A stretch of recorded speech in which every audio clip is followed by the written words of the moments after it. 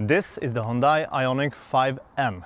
In this video I'll be testing range and consumption, cabin noise, charging and finally also the acceleration. Welcome to It's Only Electric. Let us start with the basics.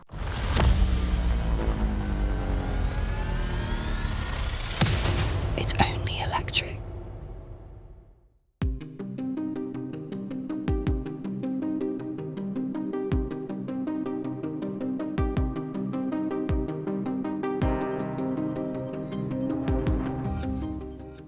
It is a mid-size CUV measuring 4.7 meters in length with a wheelbase of 3 meters. It weighs 2.2 tons. It's built on the eGMP platform, and that stands for Electric Global Modular Platform, and it's shared with the Ioniq 6, Ioniq 9 and also the Kia counterparts like the EV6 and EV9. It's all-wheel drive with 2 permanent magnet synchronous motors, one at the front, one at the back. Together they deliver 478 kilowatts or 650 horsepower with 770 Newton meters of torque. It should be able to do 0 to 100 in 3.4 seconds with a top speed of 260 kilometers per hour. It is a 800 volt system and it should be able to charge from 10 to 80% in 18 minutes with a top speed of 240 kilowatts. When it comes to AC charging, it charges at 11 kilowatts. We'll see about the charging speeds later in this video. It has a battery capacity of 84 kilowatt hours of gross capacity with a net capacity of 80. Its stated WLTP are 448 kilometers. It drives on 21-inch wheels with Pirelli P0 tires and they measure 275/35 all round. Let's finally drive this beast. It's time for the range and consumption test. We drive at the same road, same stretch every time. It's a fixed route of 80 kilometers and it's varied speeds between 50 all the way up to 110 kilometers per hour. The average speed for a stretch should be 93 kilometers. And I just passed 24 kilometers and the average consumption right now is 22.1 kilowatt hours per 100 kilometers. I don't think this car will be that efficient. It has 275/35 tires, 21-inch all round, and it has 650 horsepower. We have a couple of set rules in this range test, and the first one is we always stick to the speed limit. The second one is we drive the car in eco mode if available, and it is. And the third one is we put the AC on 20 degrees and eco. I couldn't find an eco mode, but I put it on 20 degrees and driver only. And I'm actually bored because this car is not meant to be driven like this. This car should be driven in N mode, preferably with the sound and the gear shifts, because this is one of the most fun cars I have ever driven, for being electric of course. But you have the sounds, you have the pops, gear shifts, and it literally like hits the gears in. I know there is no gears, but the implementation is really amazing. It's such a cool car. I don't know if I could own this car because I would probably lose my driving license within 1-2 months, because it's impossible to drive this car calmly. If it's raining, I want to do slides.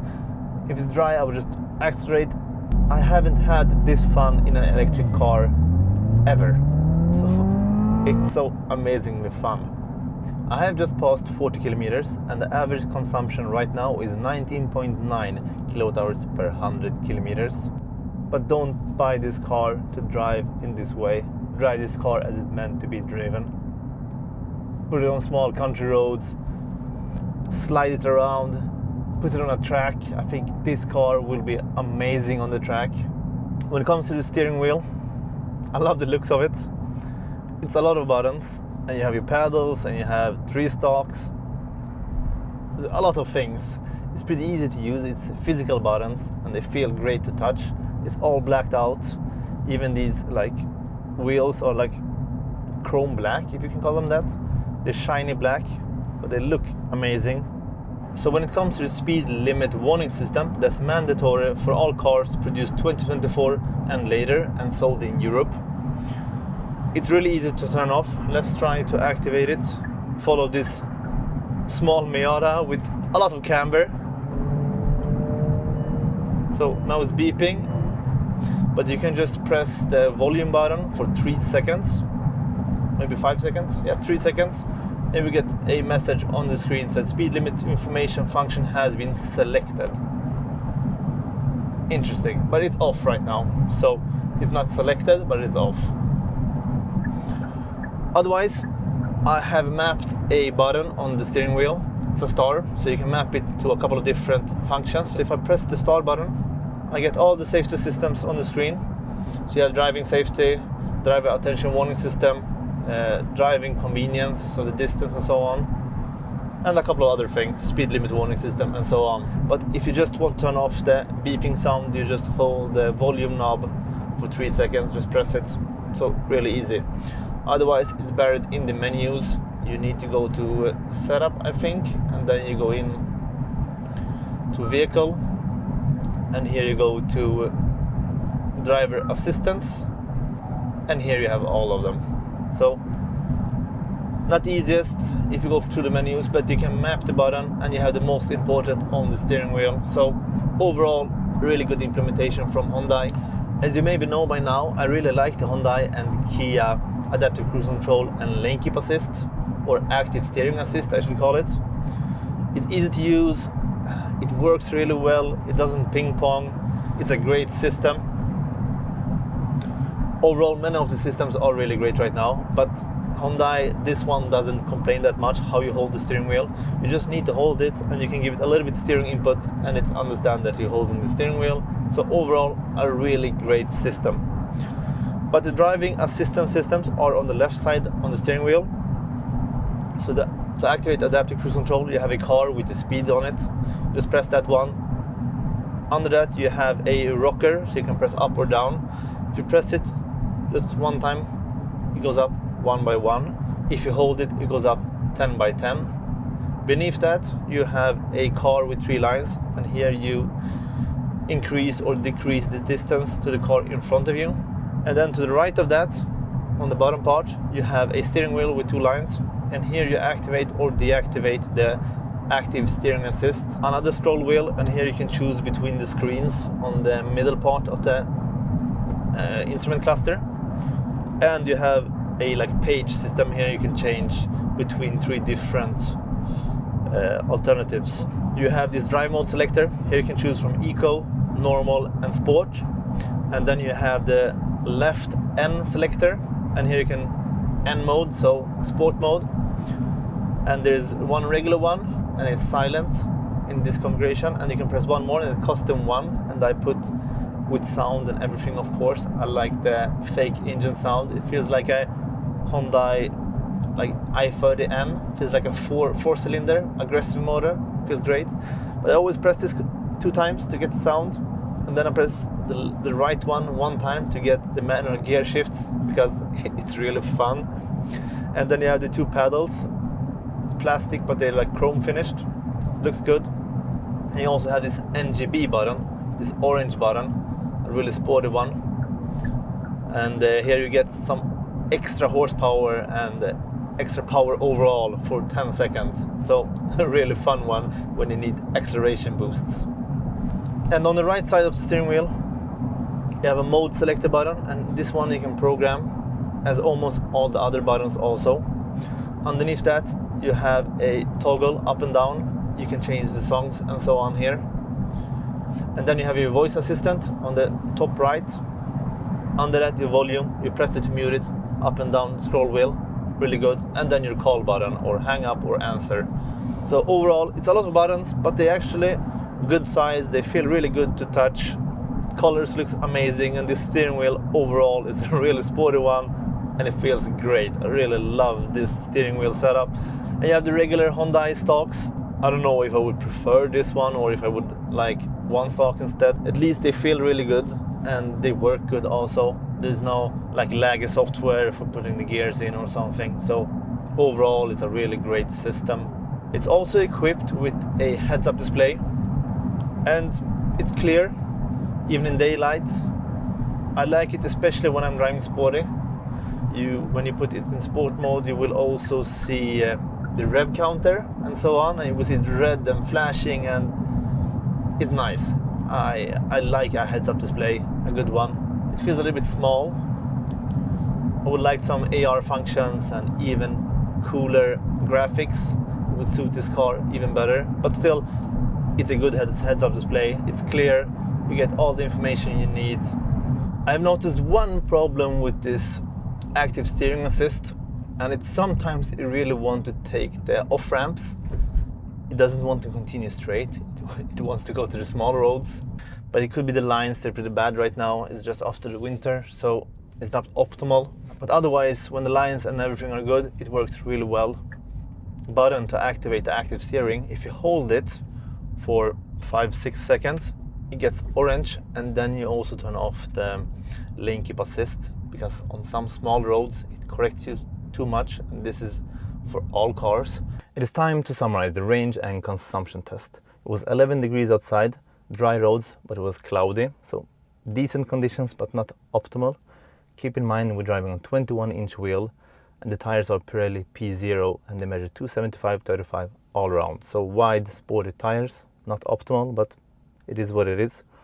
And the final consumption landed on 22.1 kilowatt-hours per 100 kilometers, and this equates to a real-world range of 362 kilometers, or 81% of the stated WLTP. And the car actually over-reported the kilometers by 3.7%, so I adjusted for that. So this is the real-world range and not the indicated consumption and range, because if I go with the indicated, it would say it consumption was 21 point something, I don't remember right now, but I adjusted the 3.7%, so 22.1 should be the real efficiency. Range is not great, especially if you consider the 84 kWh gross capacity or 18 net capacity. For a more in-depth review of this car, don't forget to check out the full review. It's linked up here, and there we go through the car in more details, interior, exterior, the looks, and overall all its quirks and so on, so check that one out. But I also did a high-speed range test, a motorway range test, so 120 kilometers per hour indicated on the GPS and 122 indicated on the instrument cluster, and the average consumption was 31.3 kilowatt-hours per 100 kilometers. And this equates to a real-world range of 256 kilometers. So still not great. It was 6 degrees outside. I was driving the car in eco mode and set the AC on 20 degrees.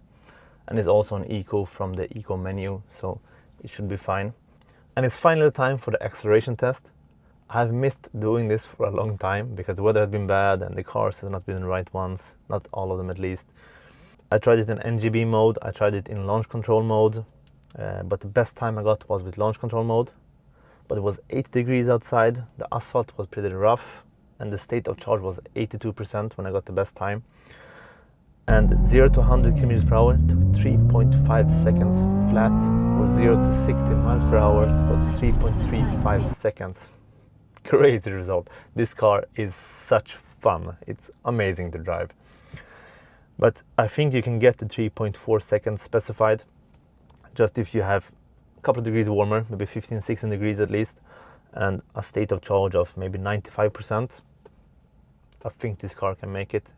To the next topic, and this is the cabin noise test. We always measure the cabin noise on the same road, same stretch. We put the microphone in head height on the passenger side. We measure at 50, 70, 90, 110 kilometers per hour. And this car is not quiet at all. It's pretty loud. It's one of the most loud cars we have ever tested. It's still better than a old Model Y Performance with 21-inch wheels. Those are really loud, but it's still better than that one, but it's worse than all other cars almost. But the 275 tires, they're sticky, they're picking up a lot of road noise. So it is what it is. I wouldn't call this car a Eurotrip car or something like that, but it's really fun to drive and you get all the other benefits. And it suits the car, to be honest. I don't expect this car to be really quiet. You really get connected to the road in another way. To the last topic, and this is the charging. You can preheat the battery by navigating to a charger, but you can also preheat the battery manually in the menu, the EV menu. Thank you, Hyundai, for giving us the options to do it in either way. And when you navigate to a charger, it will notify you preheating the battery. It should be obvious, but not everyone does this. And you also get an icon on the battery that it's preheating. But I navigated to a charger, so I plugged it in and charged from 10 to 80%, and it took 24 minutes and 23 seconds, which is far away from the 18 minutes, but I could clearly see it was overheating. I can hear the fan starting at 60% of state of charge to 70%. It was really high-pitched sound and was really loud, and it continued all the way to 80%. so you can really see the drop at 70%. I think it should have continued in 120 kilowatts, probably even faster. And the top speed should be 239 kilowatts. I saw 260 at 50%, so that was not a problem. The problem started at around 70%. But still, 24 minutes and 23 seconds is a decent if you compare to many other cars. As I said, under 25 is a decent result. It's also a press car, so probably driven a lot and really hard, so it could be that also, I don't know. It will be nice to get some notification that said why or the temperature or something, but I couldn't find anything like that. And if you have a high power charger, you should get that almost every time, and hopefully even better, like under 20 minutes, and that's great. And at 80% it was charging at 80 kilowatts, but I don't know if this is the real speed. Maybe it could be 100 because of the temperature. Let me summarize this Hyundai Ioniq 5N. And to start with, it starts at 835,000 SEK or 76,000 euro. The Performance Blue is a matte color, it looks amazing. It starts at 844,000 SEK or 77,000 euro, so 1,000 euro extra. But I really like this color and it grabs a lot of attention, especially with the sounds and so on. And I must say, this is the most fun I have ever had in an electric car. I can really see how people enjoy this car, and it is a beast. It's a rocket. It's so fun. I really love this car. It's not the most quiet car. It's not the most comfortable car. Not the most practical. It's still pretty big. The back seats is really great. The boot is not the best. It's pretty high. But this performance for this price, even though 76,000 euros feels a lot for a Hyundai, but I don't know if you can buy a more fun car for this price, not with this performance. And we have a viewer, his name is Attila, and I know he owns one of these. Good choice, man. It's a really great car, but I cannot understand how do you still have a driving license? I cannot drive calmly in this car. I just want to put it in N mode and put the gears in. I know it's a gimmick and it's fake sound, but it's such an amazing feeling, and the implementation is amazing. Hyundai has outdone themselves. It's a great car. I don't know if I can own this car. I would probably lose my driving license within a month. And I'm driving it in N mode and with gear shifts 90% of the time. On highway, I turn off the sound and put it in automatic, but still sport mode. Steering feel is amazing, it's so direct. The wide tires, the suspension is great. It's really stiff, but it suits the car so good. And you can also make it more soft, but like, I drive this car as a maniac. I'm sorry, you shouldn't do that. Be careful, don't drive too fast. Try to find a track to drive on, and this is the dream electric car to have fun in. If you have a lot of money, buy this one and buy a bigger car or a more comfortable car also. Have two cars.